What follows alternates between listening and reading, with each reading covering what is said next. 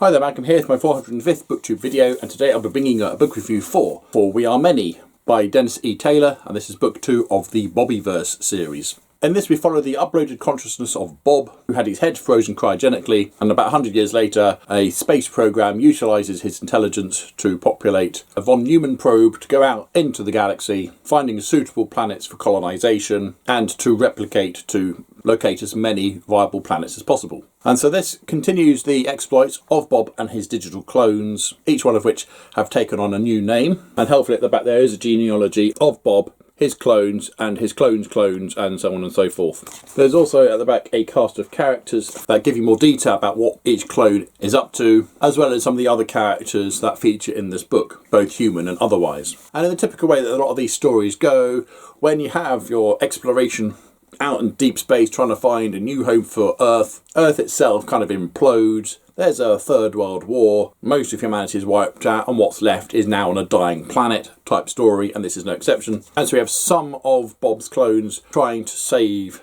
as many people off the planet Earth as they can, hoping that the other Bobs have found viable alternate planets for them to go to. And that's actually a brief summary of the first book. And in this one there have been some viable planets, some colonies have been set up, but of course things aren't going to go to plan. On one planet we have dinosaurs, big sauropod type things that are delicious, and raptor type things that are quite vicious. There is another von Neumann probe from Brazil that is extremely hostile. A lot of the interaction with them took place in the first book. Are they still out there in this one? And what is Bob going to do about it if that is encountered? And on top of that, there's a spacefaring alien race that is extremely hostile, giving the Bobiverse a new threat to have to deal with. We also follow the original uploader Bob, the only one that actually kept the original Bob name, as he is watching over a burgeoning population of intelligent beings who are at this Stone Age era. He's tried being their god, but they won't have anything to do with him. And everything he's tried to do to help these people have kind of backfired in a horrific way. But that's an interesting ongoing storyline as well. And then finally, another Bob encounters another intelligent species whose technology and civilization is analogous to our 1900s. And unfortunately, they are in the path of this other alien species and are severely under threat. So a lot going on in this. The chapters are very small as we jump between various Bobs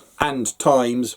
The years do bounce around a lot, and it's very difficult to keep track of when things are taking place. Again, helpfully, there is a chronological order of events taking place at the back of the book. However, you don't really want to read that too early on because there are a lot of spoilers about what's going to happen. But it's quite a good thing to go through once you've read the book, just to try that, oh, that happened then, and while this is going on, that happened. But it's not a linear read. I really enjoyed this. I enjoyed bouncing around between all these Bobs, finding out what everyone was up to. There wasn't a dull Bob in the mix. At no point did I jump to one going, oh, I'm fed up with this story, I want to go back to the other one. I did want to go back to the other one, but I was also very interested in what was going on with that particular Bob, whether it was settling on a new planet, whether it was discovering a new planet, whether it was encountering these new aliens. There's always something new to discover, a new problem to overcome, as well as how Bob's clones themselves have evolved or adapted from their original. Each one has a slightly different personality, a slightly different interest. Some will be very happy to stay and manage a certain thing. Others want to just go off and see what's out there. Some play well with others, whilst others are very much loners. And there's a growing number of them who are beginning to look at the humans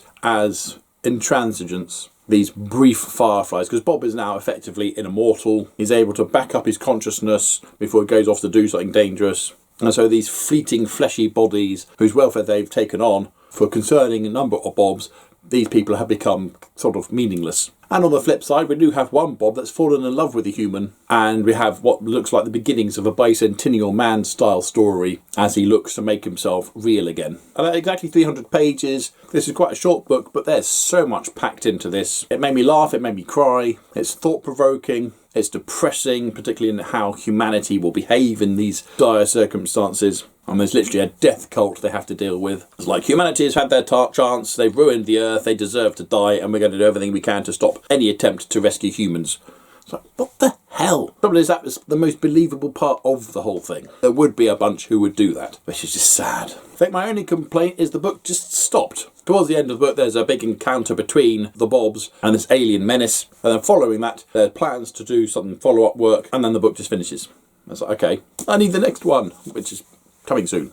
I know. Absolutely love this. Booktastic. The only complaints I've seen other people have of this series is it didn't do what they expected it to do. And I'd say going into any book or book series, remove expectations. Just come in for the enjoyment of the story. Because if you come in with expectations, you're going to be disappointed because it won't necessarily do what you want it to do. Now, I came into this not knowing what to expect and really enjoyed what I found. So, have you read We Are Legion, We Are Bob, which is book 1? Or have you read the series? What did you think about it? Comment down below, please, but no spoilers, please. Or what's your best tale that's told out of chronological order? Comment down below, please. But as usual, if you have nothing nice to say, then please keep it to yourself. Thank you. Don't forget to like, subscribe, and other GP things if you want. And until next time, see you later.